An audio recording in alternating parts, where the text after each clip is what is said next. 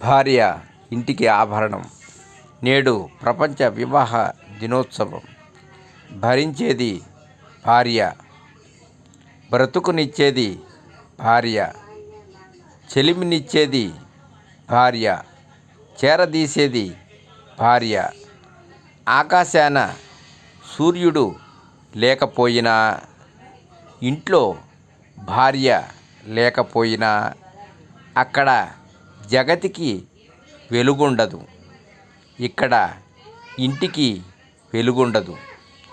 భర్త వంశానికి సృష్టికర్త, మొగుడి అంశానికి మూలకర్త.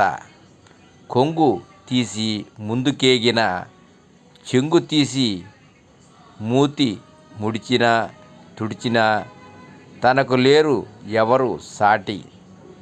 ఇలలో తను లేని ఇల్లు, కలలో ఊహకందని భావన. బిడ్డల నాదరించి, పెద్దల సేవలో తరించి, భర్తను మురిపించి మైమరపించి, బ్రతుకు మీద ఆశలు పెంచి, చెడు ఆలోచనలు త్రుంచి,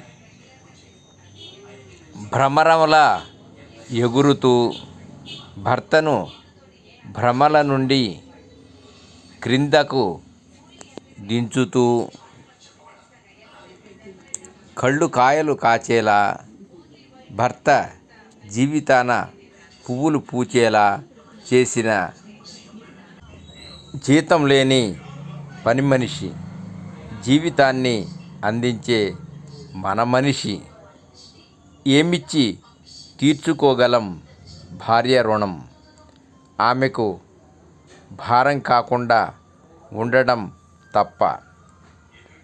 ఒకరికి ఒకరు తోడు నీడ చిరకాలం. బిడ్డల బాధ్యతలు తీరాక వృద్ధాప్యంలో నూతన వసంతం, తోడు నీడ బంధం. అదే భార్యకు మనమిచ్చే విలువైన ఆభరణం.